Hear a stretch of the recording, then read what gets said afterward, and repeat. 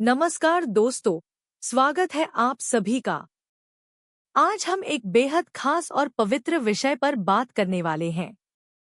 श्राद्ध पक्ष या पितृ पक्ष 2025।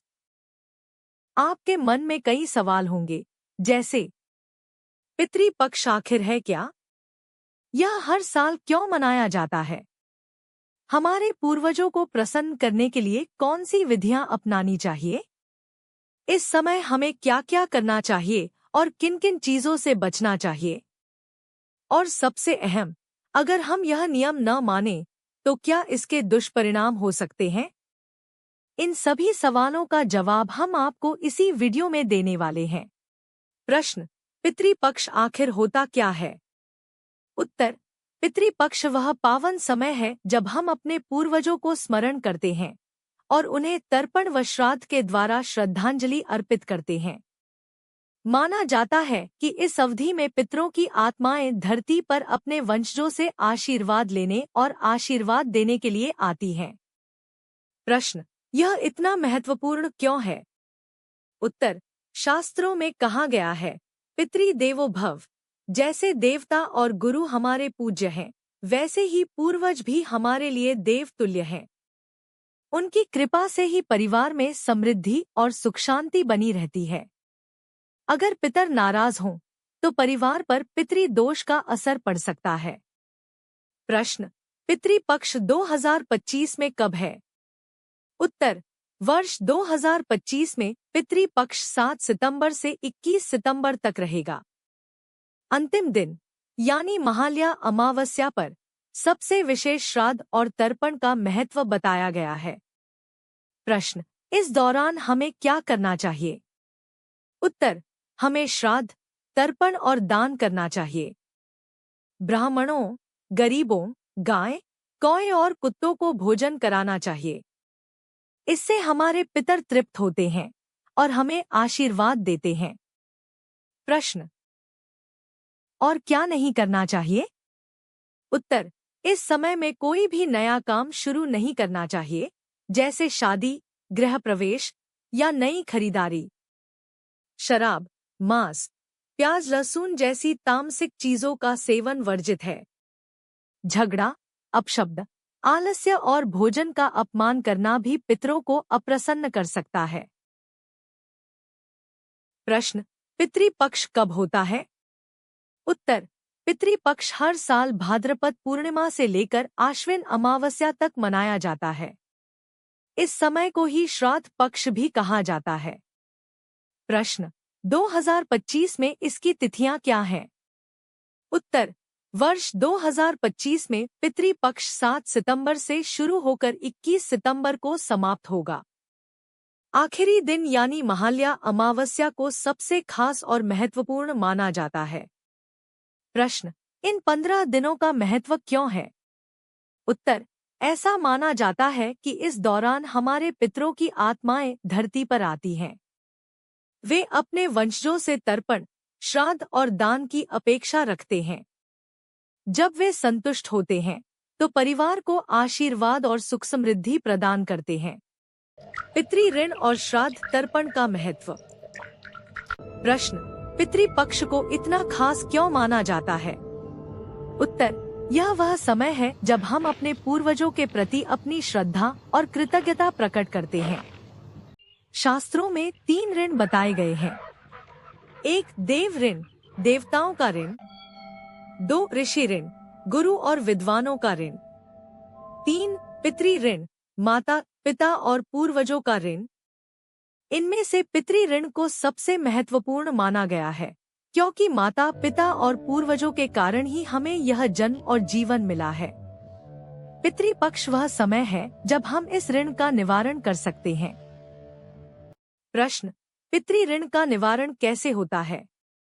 उत्तर: यह निवारण श्राद्ध, तर्पण और दान से होता है।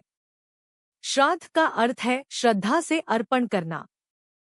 इसमें पूर्वजों के नाम पर भोजन और दान किया जाता है। तर्पण का अर्थ है तृप्त करना। जल और तिल के साथ पूर्वजों को तर्पण किया जाता है, जिससे उनकी आत्मा तृप्त होती है। दान का कार्य ब्राह्मणों, साधुओं, जरूरतमंदों को भोजन, वस्त्र और अन्न देकर किया जाता है। प्रश्न, श्राद्ध और तर्पण करने से क्या फल मिलता है? उत्तर, मान्यता है कि श्राद्ध तर्पण से हमारे पितर संतुष्ट होकर हमें आशीर्वाद देते हैं। इससे परिवार में सुख और समृद्धि बनी रहती है, जीवन की रुकावटें और पितृ दोष दूर होते हैं, आने वाली पीढ़ियों के लिए अच्छा भाग्य और स्वास्थ्य मिलता है, पितरों की आत्माओं को मोक्ष और शांति प्राप्त होती है। प्रश्न, अगर श्राद्ध और तर्पण न किया जाए तो क्या होता है? उत्तर, शास्त्रों के अनुसार यदि पितरों का तर्पण और श्राद्ध नहीं किया जाए तो वे असंतुष्ट रह जाते हैं। इससे जीवन में कई बाधाएं आ सकती हैं, जैसे आर्थिक तंगी, परिवार में आपसी कलह, संतान प्राप्ति में समस्या, बार बार बीमारियां। इसे ही पितृ दोष कहा। प्रश्न, यह परंपरा कितनी पुरानी है? उत्तर, पितृ पक्ष की परंपरा वैदिक काल से चली आ रही है। महाभारत और पुराणों में भी इसका विस्तृत उल्लेख है। स्वयं भगवान श्रीराम ने भी अपने पितरों के लिए श्राद्ध और तर्पण किया था। इसलिए यह परंपरा हजारों वर्षों से हमारी संस्कृति का अभिन्न हिस्सा रही है। तो दोस्तों, पितृ पक्ष केवल एक धार्मिक अनुष्ठान नहीं है, बल्कि यह हमें अपनी जड़ों से जोड़ता है और हमें यह याद दिलाता है कि हमारे जीवन का अस्तित्व केवल हमारी मेहनत का नहीं, बल्कि हमारे पूर्वजों के आशीर्वाद और त्याग का भी फल है। महात्म्य, महिमा। पितर, पूर्वज यदि संतुष्ट होते हैं तो वे वंशजों को आशीर्वाद देते हैं, कई कठिनाइयों से रक्षा, समृद्धि, उन्नति की प्रेरणा समेत। यह परंपरा आत्मिक शांति और पितृ ऋण मुक्तिदाता मानी जाती है। पुण्य कर्म और दान। साधु ब्राह्मणों को भोजन अथवा दान देना, कुत्तों, कौओं, गायों को भोजन कराना पितरों को प्रतिपादित करने का एक धार्मिक माध्यम है। यह उन्हें सुखपूर्वक निर्वाण प्राप्त कराने की पूजा विधि है। क्या क्या करना चाहिए? डूज। श्राद्ध, तर्पण जैसे मुख्य संस्कार करना। गाय, कुत्ते, कौआ, गरीबों को भोजन कराना, ब्राह्मणों को दान देना शुभ माना जाता है। क्या क्या ना करें? न्यू विवाह ही करना, न नई जीवन की शुरुआत जैसे शादी, गृह प्रवेश इस अवधि के दौरान न करें।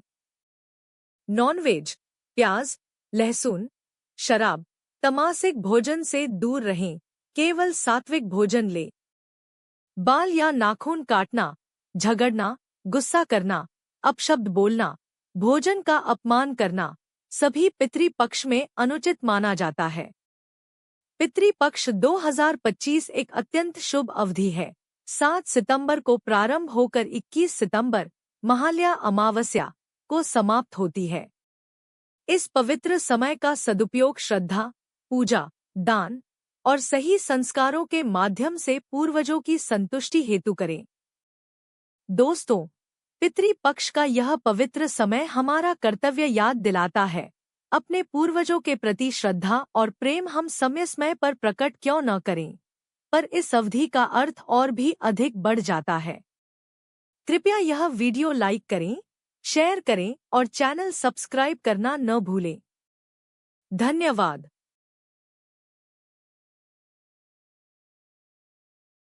ऐसी ही मजेदार और रहस्यों से भरी कहानी और बातें जानने के लिए हमारी YouTube चैनल को सब्सक्राइब करें।